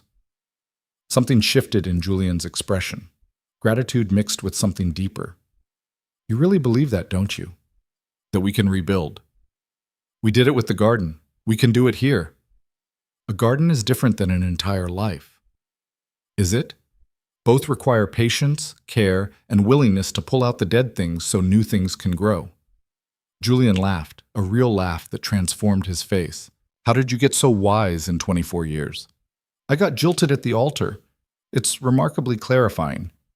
They talked until dawn, sharing pieces of their past like puzzle fragments. Julian told her about his mother's decline after his father's death, how she'd retreated to the country estate and refused to see anyone, including her own son. Amelia told him about the pressure of being the only child, the weight of her parents' expectations, the way she'd learned to smile while dying inside. By the time the sun rose over London's rooftops, they understood each other better. Not lovers, not yet, but partners in truth, bound by shared wounds and the determination to heal on their own terms. The calling cards began arriving before breakfast. Mrs. Brennan brought them on a silver tray, dozens of cream-colored rectangles bearing the names of London's elite. Some were genuinely curious, others clearly fishing for scandal, but most were from people who'd cut Amelia completely after the failed wedding and now wanted back into her orbit. "The Worthingtons," Amelia read aloud, her voice dripping with disdain. "They publicly declared I must have done something to deserve being jilted. Now they want to call." Society has a short memory when it comes to their own cruelty. Julian sorted through the cards. "We can refuse them all if you'd prefer." "No," Amelia set her jaw. "We'll receive visitors. On our terms, at our convenience. Let them come and see that I'm not the broken girl they remember." They held their first calling hours that afternoon. Amelia dressed carefully in a gown of deep sapphire that Charlotte had helped her select. Elegant, but not ostentatious. Fashionable, but not desperate. Her hair was arranged simply, and she wore no jewelry except her grandmother's pearl earrings. "You look perfect," Julian said when she descended the stairs. "I look like I'm going to war." Same thing, in London. The visitors came in waves. First the cautious allies. Charlotte arrived early, squeezing Amelia's hands with fierce pride. "You look magnificent, like you've been eating your enemies for breakfast." "I haven't had time. They keep calling." Lady Ashford came next, her lorgnette raised as she examined every detail of the drawing room. "So you've landed on your feet after all, Miss Everly. How fortunate." "The Duke was kind enough to see past my apparent flaws," Amelia replied sweetly. "Some men value character over gossip." The barb landed. Lady Ashford's mouth thinned, but she inclined her head. "Indeed. I wish you every happiness." The afternoon wore on. Some visitors were genuinely kind, others transparently opportunistic. Amelia smiled until her face ached, made small talk until her voice felt raw, and through it all, Julian remained at her side, a solid, steady presence that anchored her when the performance threatened to overwhelm. It was near the end of calling hours when the real test arrived. "Mr. Oliver Wentworth," the butler announced. Amelia's teacup rattled against its saucer. Julian's hand immediately found her knee under the table, squeezing gently. Oliver entered looking every inch the gentleman, perfectly tailored coat, artful cravat, that practiced smile that had once made her heart race. Now it just made her angry. "Miss Everly, Duke Hawthorne," he bowed precisely. "Thank you for receiving me." "I don't recall inviting you," Amelia said coolly. "No, but I took the liberty anyway. I felt we should speak privately about—" "There's nothing private about this conversation." Julian's voice was ice. "Whatever you have to say can be said here, in my drawing room, with witnesses present." Oliver's smile tightened. "Very well, I came to apologize. Properly this time, not through letters or intermediaries. Amelia, what I did to you was unconscionable, and I—" "Stop!" Amelia set down her cup with deliberate care. "I don't want your apology, Oliver. I don't need it, and I certainly don't believe it." "You think I'm not sincere?" "I think you're desperate. You came to Derbyshire trying to reclaim me when you thought I had no other options. Now I'm engaged to a duke and suddenly you're concerned about making amends?" She laughed. "Your timing reveals your motives." "That's not fair. I genuinely regret losing access to my connections? To the social standing my name provided despite my lack of dowry?" Amelia stood, forcing Oliver to rise as well. "You made your choice, Oliver. You chose money over partnership, cowardice over courage. Now you have to live with the consequences." Oliver's facade cracked. "You think marrying Hawthorne makes you better than me? Everyone knows his family is drowning in debt. You're just as mercenary as you accuse me of being." "The difference," Julian said quietly, standing beside Amelia, "is that we're honest about our arrangement. We're not pretending this is some grand romance. We're building a partnership based on mutual respect and shared goals. You wanted a transaction disguised as love. We prefer truth." "Truth?" Oliver's laugh was bitter. "The truth is you're both desperate. A ruined girl and a bankrupt duke, clinging to each other because no one else would have you. Then we're perfectly matched." Amelia met his gaze steadily. "Now get out of my house." "This isn't your house yet. It will be in 3 weeks when we marry. Until then, it's the Duke's house, and I believe he wants you to leave as well." Julian moved to the door, opening it with pointed finality. "Goodbye, Wentworth. Don't come back." Oliver looked between them, his handsome face twisted with impotent fury. For a moment, Amelia thought he might actually cause a scene. Then he straightened his coat, summoned his dignity, and walked out. The moment the door closed behind him, Amelia's legs gave out. She sank back onto the settee, shaking. That was... She couldn't find words. That was you being magnificent. Julian sat beside her. I've never seen anyone eviscerate someone so thoroughly while maintaining perfect manners. I wanted to throw my teacup at his head. I know, your grip gave it away. He smiled. But you chose words instead, much more effective. Charlotte, who'd been sitting frozen during the entire exchange, suddenly laughed. Amelia Everly, you have become absolutely terrifying. I love it. The confrontation with Oliver spread through London society like wildfire. By the next morning, 3 different versions of the story were circulating. In one, Amelia had physically thrown Oliver out. In another, Julian had challenged him to a duel. In the most ridiculous version, Oliver had declared undying love and Amelia had fainted from the shock. None of them were true, but they all served the same purpose. Everyone was talking about the Duke and his fiancée. Is this good or bad? Amelia asked over breakfast, reading the gossip column in the Times. Both. Julian buttered his toast. We're the scandal of the season, which means we're also the most interesting people in London. Everyone will be at the Duchess's ball just to watch what we do next. No pressure then. None whatsoever. The days leading up to the ball passed in a blur of preparation.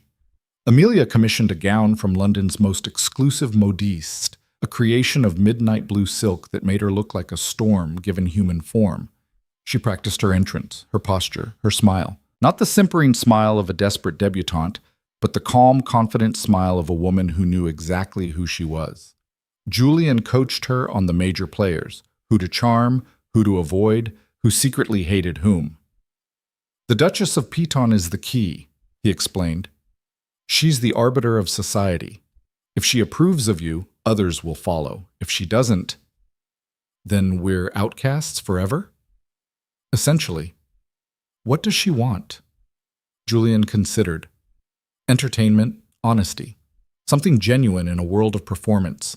She can smell desperation and fear like a bloodhound. The only way to win her approval is to not need it.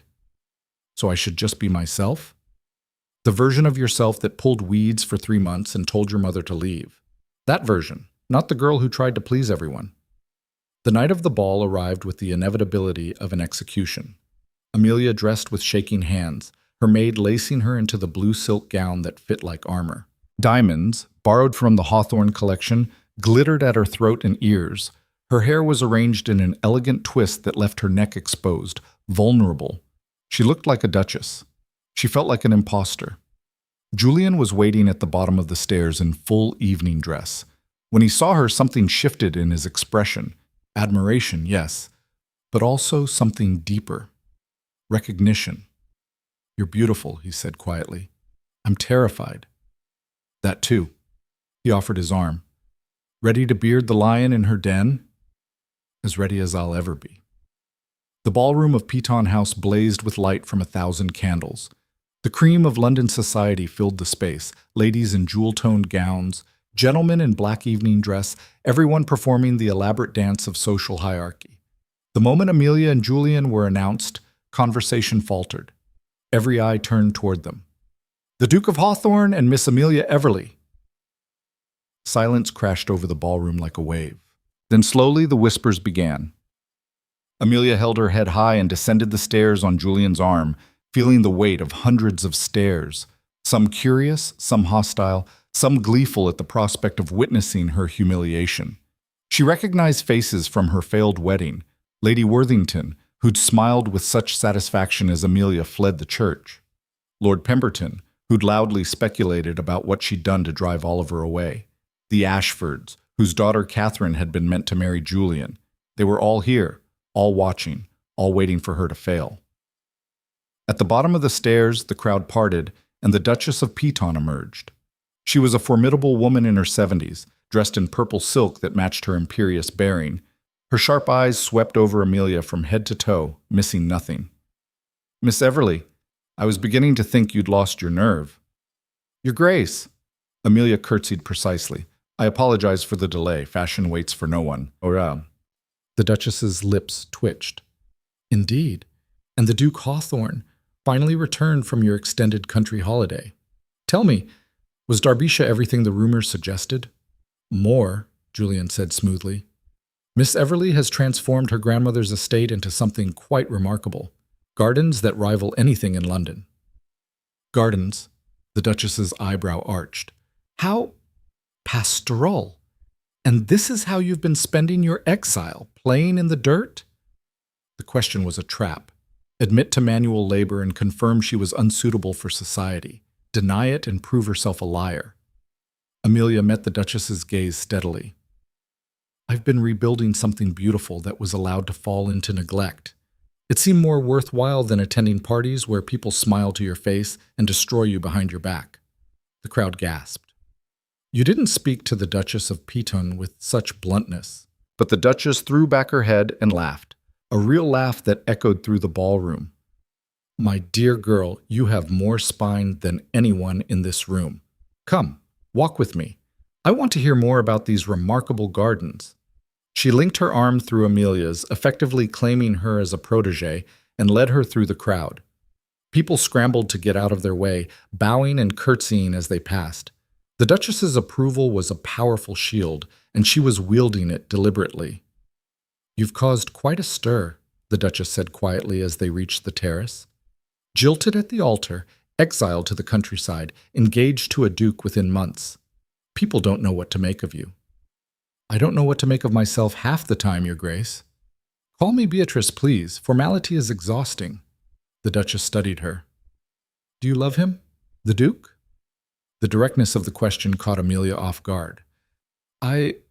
We have an understanding.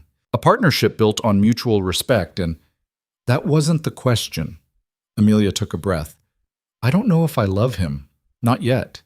But I trust him, which is more than I can say for most people I've known my entire life. Trust, Beatrice nodded slowly. That's a better foundation than most marriages in this room have. Half these people married for money or position and have been miserable ever since. She turned to face Amelia directly.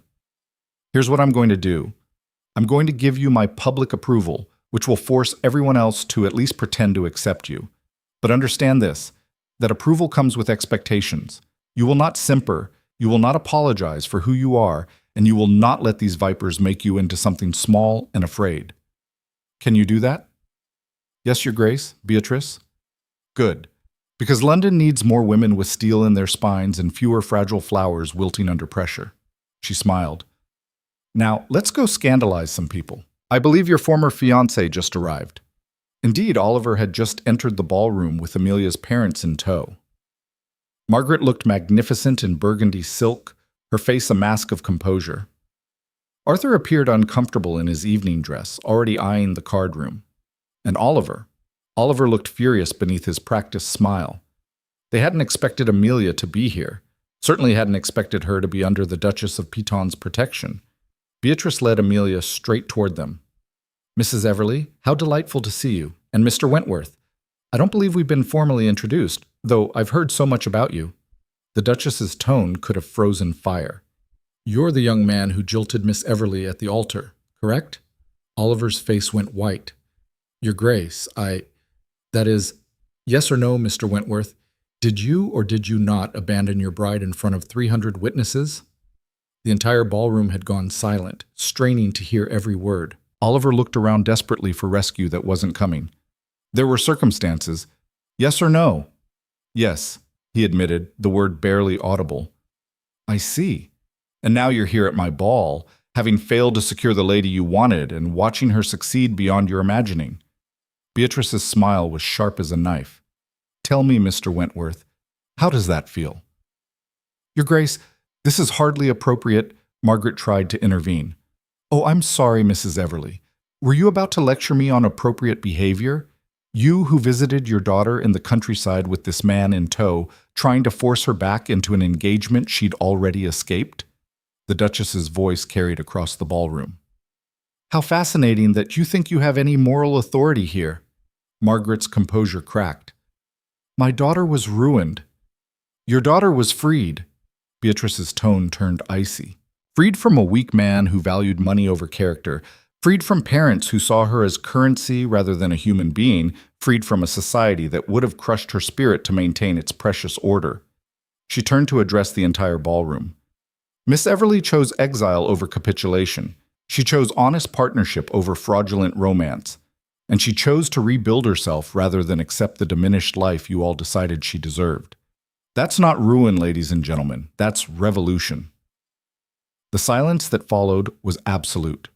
Then, from somewhere near the back of the ballroom, someone began to clap. Others joined, tentatively at first, then with growing enthusiasm. Within moments, the entire ballroom was applauding. Amelia stood frozen, overwhelmed. The Duchess squeezed her arm. "That's your cue, my dear. Smile and accept what you've earned." Amelia turned to face the crowd. These people who had whispered and judged and written her off as damaged goods. They were applauding her now, but she knew it was fragile. Approval that could evaporate the moment the Duchess withdrew her protection. But for tonight, for this moment, she had won. Julian appeared at her side, his hand finding hers. "Shall we dance?" "I'd love to." They moved to the center of the ballroom, and the orchestra began a waltz. As Julian swept her into the familiar patterns, Amelia felt something shift inside her. This wasn't the girl who'd stood at an altar waiting for a man who never came. This was someone new, forged in exile and rebuilt through labor and choice. "You were brilliant," Julian murmured as they turned. "I've never seen anyone handle the Duchess that way." "I didn't handle her. I just told the truth." "That's what made it brilliant." They danced until the music ended, and when they finally stopped, the applause began again. Other couples joined them on the floor, and gradually the ball resumed its normal rhythm. But everything had changed. Oliver and her parents left early, faces tight with humiliation. Lady Worthington approached to offer stiff congratulations. Lord Pemberton actually bowed. The tide had turned, and everyone was scrambling to be on the right side of it. Near midnight, Beatrice found them again on the terrace. "Well played tonight. You've given London something to talk about for months." She paused. "When's the wedding?" 3 weeks, Julian said. "Private ceremony." "Nonsense. You'll marry at St. George's, Hanover Square, with all of society watching. Own your triumph publicly, or they'll invent reasons why you had to hide." Beatrice's eyes glinted. "Besides, I want to see the Everlys squirm through an entire ceremony knowing their daughter chose better without them." Amelia looked at Julian, who shrugged. "It's your choice." Was it? A public wedding meant facing everyone again, standing at another altar with all eyes watching. The idea should have terrified her. Instead, she felt a fierce, wild joy. "St. George's it is," she said, "but on one condition, I choose who's invited." Beatrice smiled. "My dear girl, I think we're going to be excellent friends." As they rode home through London's gaslit streets, Amelia leaned against Julian's shoulder, exhausted but exhilarated. "Did that really just happen?" she asked. "You just turned your greatest humiliation into your greatest triumph." Julian's arm came around her. "The Duchess of Piton claimed you as her protégé. Half of London applauded you, and Oliver Wentworth looked like he wanted to disappear into the floor. Yes, it really happened. I couldn't have done it without you." "Partners," he reminded her. "That's what we agreed to be." Partners. The word felt right in a way that romance never had. This was better than the fairy tale she'd believed in at 23. This was real, built on truth and choice and mutual respect. 3 weeks until the wedding. 3 weeks until she became the Duchess of Hawthorne, standing beside a man who'd given her freedom instead of a cage. For the first time since that terrible morning in the Gothic church, Amelia let herself believe in happy endings. Not the kind written in novels, where love solved everything, but the kind where two broken people built something stronger than either could have managed alone. The kind where two broken people built something stronger than either could have managed alone. The morning after the Duchess's ball, London's newspapers exploded with coverage. Amelia read them over breakfast while Julian handled correspondence, both of them trying to process their sudden transformation from scandal to sensation. The Times declared her a woman of remarkable character who has risen above unfortunate circumstances. The Morning Post devoted an entire column to analyzing her gown and bearing. Even the scandal sheets, which had savaged her months ago, now praised her dignified composure in the face of past adversity. They've completely rewritten history, Amelia marveled. 3 months ago, I was damaged goods. Now I'm dignified and composed. Welcome to London society. Julian didn't look up from his letters. Truth is, whatever's convenient this week. Does it bother you that they're so fickle? Should it? We got what we needed, their approval, or at least their acceptance. He set down a particularly thick envelope. Though this might complicate things. What is it? Letter from Catherine Ashford's father. Apparently, the Duchess's public endorsement has made him reconsider his previous threats of legal action. He's now requesting a meeting to discuss matters of mutual concern. Amelia's stomach nodded. Catherine Ashford, the woman Julian had been meant to marry, whose substantial dowry would have solved his family's financial crisis. The woman he'd rejected to maintain his integrity. What could he possibly want to discuss?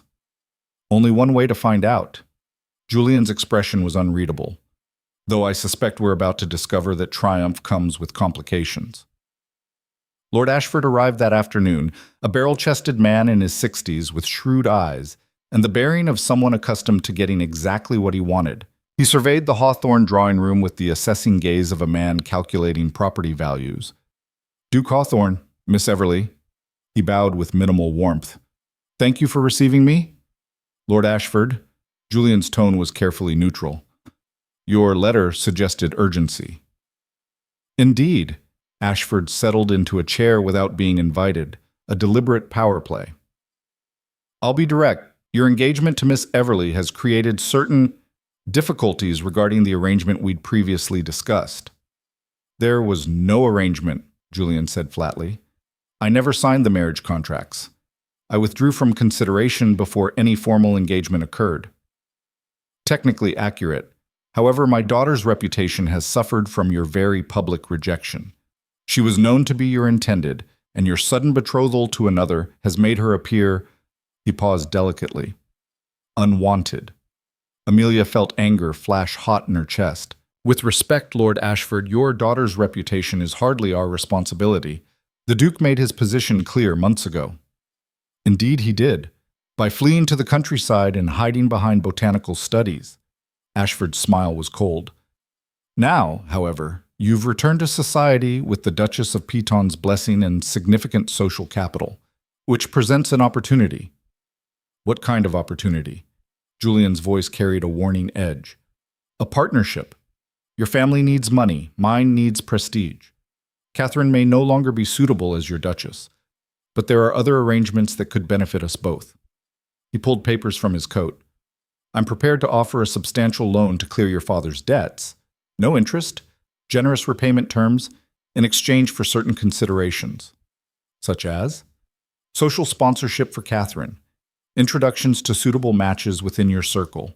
Public endorsement that she was never actually engaged to you, merely being considered among several potential candidates.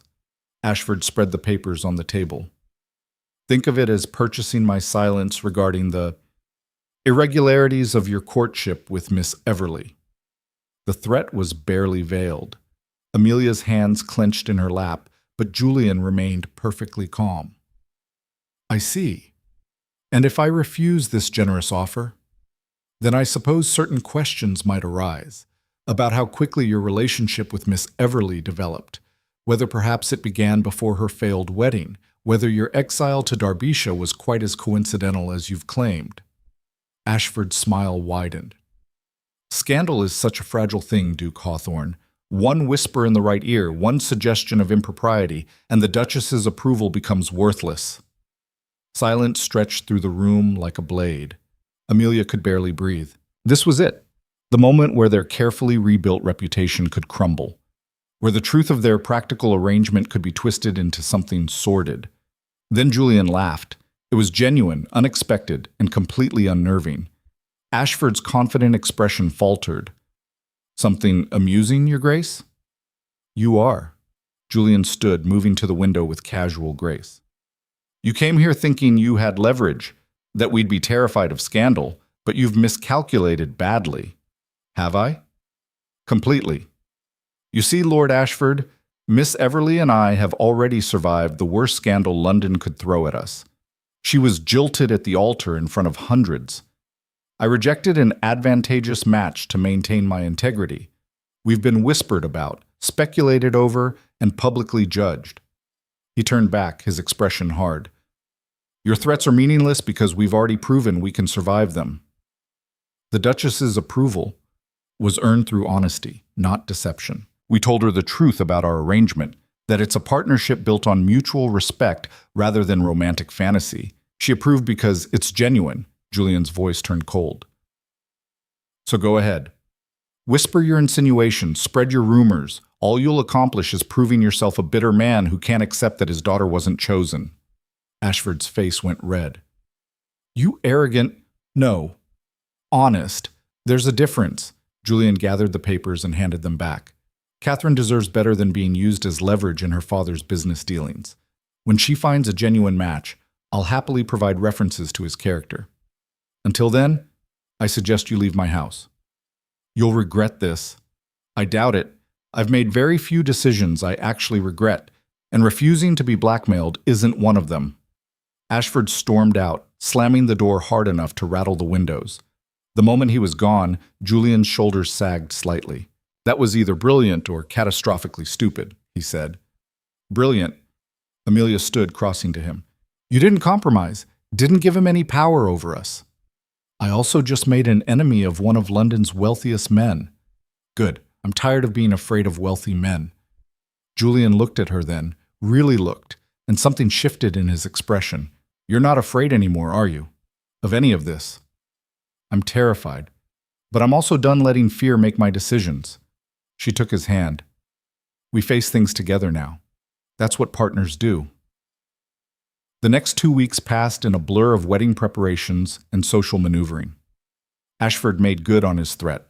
Whispers began circulating about the speed of their courtship, speculation about whether they'd been carrying on an affair while Amelia was still engaged to Oliver. But the Duchess moved swiftly, hosting a luncheon where she publicly declared the rumors desperate fabrications by bitter men, and gradually the talk faded to background noise. The wedding invitations were sent, carefully curated, deliberately excluding Amelia's parents and Oliver while including everyone who mattered in London society. It was a statement. This wedding would happen on their terms, witnessed by people who respected them rather than judged them. Charlotte helped Amelia select a wedding gown, cream silk with delicate embroidery, elegant without being ostentatious. "You look like a queen," Charlotte declared at the final fitting, "a queen who's been through war and emerged victorious." "I don't feel victorious. I feel like I'm waiting for the other shoe to drop." "That's just wedding nerves, completely normal." But it was more than nerves. 3 days before the ceremony, a letter arrived that made Amelia's blood run cold. It was from her mother. "Amelia, your father has made certain decisions regarding our financial situation that you should be aware of. As you refuse to marry Mr. Wentworth and secure our family's future, he has been forced to take more drastic measures. The London house will be sold, most of our holdings liquidated. We are relocating to Bath, where living expenses are more manageable. I write this not to plead for your help, that ship has sailed, but to inform you of the consequences of your choices. Your selfishness has destroyed this family. I hope your Duke and your gardens bring you comfort when you think of what you've done.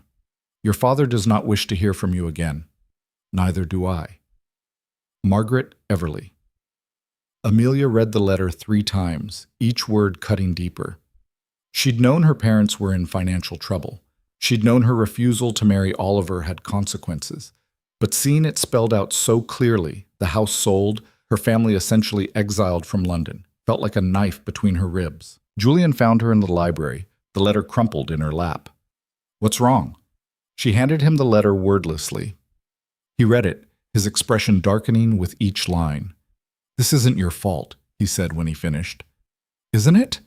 If I just married Oliver, then you'd be miserable, trapped in a marriage with a man who didn't value you, and your father would have gambled away whatever money Oliver provided within a year." Julian knelt in front of her chair. "Amelia, your parents' financial problems existed long before you refused Oliver. Your mother is lashing out because blame is easier than accountability." "She's my mother." And she chose to use you as currency rather than support you as a daughter. That's on her, not you. Logically, Amelia knew he was right. Emotionally, the guilt still twisted like a knife. Should I offer to help? We could give them money, yes, and it would disappear into the same void that swallowed whatever fortune they had originally. Your father has a gambling problem, Amelia. Giving him money is like pouring water into sand. Julian took her hands. You can't save people who won't save themselves. Then what do? You let them go. You build your own life, make your own family, and stop carrying their failures as if they're yours to bear. It was the hardest advice to accept, but Amelia knew it was true. She'd spent 24 years trying to be the perfect daughter, and it had brought nothing but pain. Time to try something different. The morning of the wedding dawned clear and bright, London's perpetual haze lifting to reveal crystalline blue sky. Amelia woke in the Duchess's suite at Hawthorne House, surrounded by the trappings of her new life. Charlotte arrived early to help her dress, bringing with her a package wrapped in brown paper. This came for you this morning. No return address. Amelia unwrapped it carefully and found a leather-bound journal, her grandmother's botanical journal, filled with sketches and notes about the Derbyshire gardens. On the first page, in her grandmother's familiar handwriting, was a note she'd never seen. For Amelia, when she's ready to plant her own garden, build something beautiful, my darling girl. And don't let anyone tell you how it should grow. Tears blurred Amelia's vision.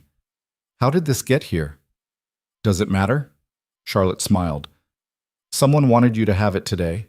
Maybe Mrs. Tilly, maybe someone else who loved your grandmother. The point is, you have it now. Amelia clutched the journal to her chest, feeling her grandmother's presence like a warm hand on her shoulder. She'd approved of this choice. She would have liked Julian. The ceremony was set for 11. By 10:30, Amelia was dressed and ready, the cream silk gown transforming her into someone she barely recognized. Charlotte had woven flowers through her hair, roses from Derbyshire's garden, carefully preserved and brought to London for this moment. Ready? Charlotte asked. No, but I'm doing it anyway. St. George's, Hanover Square, was magnificent in the morning light, all soaring columns and brilliant stained glass.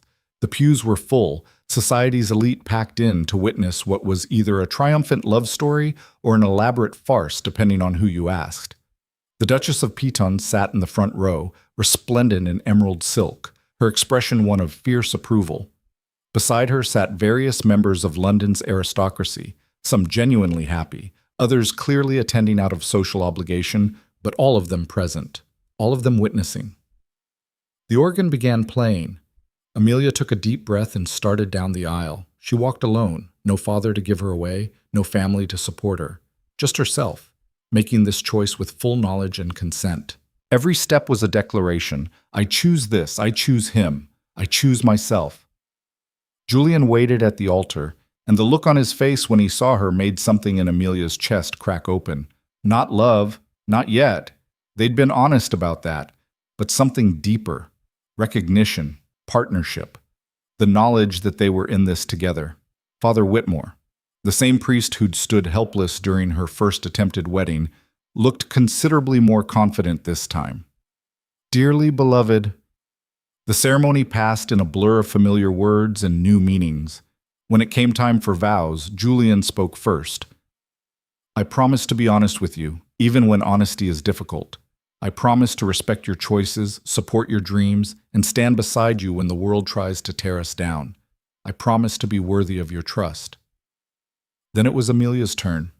She looked out at the assembled crowd, at the faces that had judged her and the faces that had stood by her, and spoke from the heart. I promise to meet you as an equal, not a possession. I promise to build something real with you, not a performance for others. I promise to choose courage over comfort, truth over convenience, and partnership over perfection.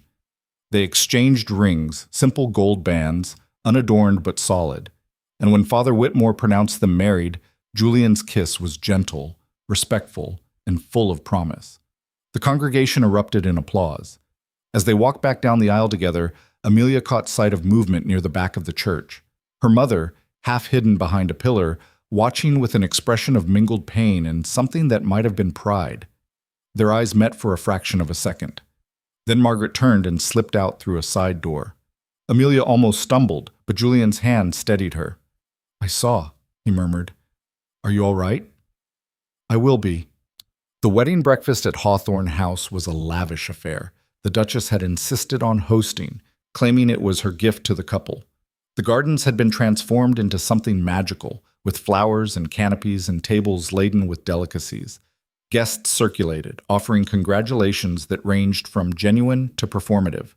Oliver was notably absent. He'd left London entirely, according to gossip, retreating to his family's country estate in disgrace.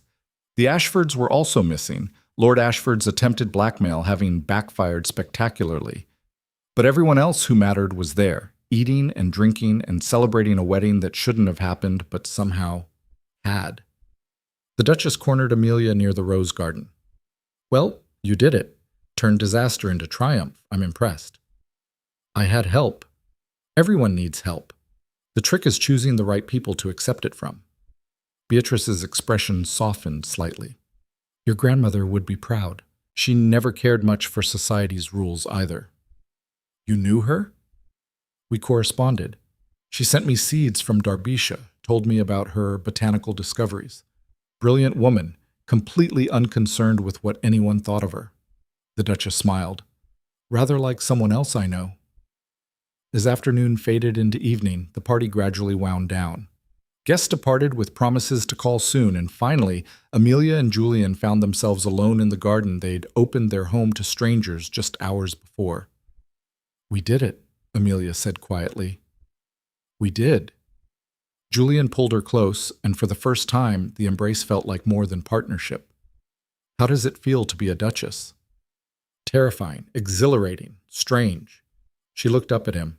"Real. That's the important part, real." They stood together as stars emerged over London. Two people who'd been broken by society's expectations and rebuilt themselves into something stronger. The path ahead wasn't clear. There would be more challenges, more judgments, more moments where they'd have to choose courage over comfort. But they'd face it together. A month after the wedding, a letter arrived from Bath. Amelia opened it with trembling hands, recognizing her mother's handwriting. Inside was a single sentence. "I saw your wedding announcement in the papers. You looked beautiful. I'm sorry I couldn't stay. No signature, no explanation. Just an acknowledgement that Margaret had been there, had witnessed her daughter's triumph, and had chosen to slip away rather than intrude. It wasn't forgiveness. It wasn't reconciliation. But it was something. A crack in the wall that had stood between them." Amelia showed the letter to Julian, who read it silently before handing it back. "What do you want to do?" "I don't know yet." She folded the letter carefully. "But I have time to figure it out. We both do." That summer, they returned to Derbyshire. The gardens had flourished under Mrs. Tilley's care, bursting with life and color. Amelia threw herself back into the work she'd started, now with Julian fully beside her as partner in every sense. They expanded the greenhouse, established new flower beds, and began documenting her grandmother's botanical discoveries with plans to publish them. On quiet evenings, they sat in the garden and talked about their pasts, their hopes, their plans for the future. Slowly, carefully, what had begun as partnership started growing into something deeper. Not the desperate romance Amelia had once believed in, but something more solid, more real. One evening, as they worked side by side transplanting seedlings, Julian spoke without looking up. "I love you, you know." Amelia's hands stilled. "What?" "I love you. I probably have for a while, but I didn't want to say it until I was sure, until we'd built enough that it wasn't just gratitude or convenience or... I love you too." The words came out easily, naturally, like they'd been waiting to be spoken. "I didn't plan to. I didn't expect to. But somewhere between the garden and London and choosing each other every day..." Julian kissed her then, dirt-stained hands and all, and it was nothing like the careful kiss at their wedding. This was passionate, real, full of all the emotions they'd been too cautious to name before. When they finally pulled apart, both breathless, Amelia laughed. This isn't how I thought it would happen. What? Falling in love with your husband in a greenhouse? Falling in love at all. After Oliver, I thought I was done with romance, that I'd just have partnership and that would be enough. Is it enough? No. She took his face in her hands, looking at him with complete honesty. It's more. So much more than I ever imagined. They made love that night in the Duchess's bedroom that had become truly hers, with moonlight streaming through windows that overlooked the garden they'd built together. And for the first time in her life, Amelia felt completely, perfectly whole. 6 months later, the Duchess of Piton hosted another ball, this one honoring the Duke and Duchess of Hawthorne's contributions to botanical science. Amelia's publication of her grandmother's work had caused a sensation in academic circles, and the Royal Horticultural Society had invited her to present her findings. At the ball, Amelia found herself surrounded by admirers, scientists, socialites, people genuinely interested in her work rather than her scandal. She'd become someone in her own right, not just the girl who was jilted or the woman who married a duke. Oliver appeared near midnight, looking haggard and significantly older than his 27 years. Amelia, Your Grace. She turned to face him with complete composure. Oliver, I heard you'd returned to London. Briefly, I'm leaving again soon. He shifted uncomfortably. I wanted to apologize. Properly this time without any ulterior motives or attempts at reconciliation. Go ahead. I was cruel, cowardly. I destroyed something good because I was too weak to see its value until it was gone. He met her eyes. You deserved better than me. You found it. I'm genuinely glad. Amelia studied him, this man who had once meant everything to her, and now felt like a stranger. Thank you. I appreciate you saying that. For what it's worth, I've learned from it. I won't make the same mistakes again. Good. Everyone deserves a chance to grow. He left after that, and Amelia felt nothing but peace. The wound he'd inflicted had healed completely, leaving only a scar that reminded her how far she'd come. Julian found her on the terrace, looking out over London's glittering lights. Penny for your thoughts, Your Grace? Just remembering who I used to be. The girl who stood at an altar waiting for a man who never came. Do you miss her? Not even a little bit. Amelia turned to face her husband, this unexpected partner who'd helped her build a life she actually wanted to live. She was so afraid of disappointing people that she forgot to live for herself. I'm glad she's gone. And who are you now? I'm the woman who chose exile and found freedom, who rebuilt a garden and a life from ruins, who married a duke and fell in love with her husband. She smiled. I'm exactly who I want to be. Julian pulled her close, and they danced there on the terrace, away from the crowd and the performance.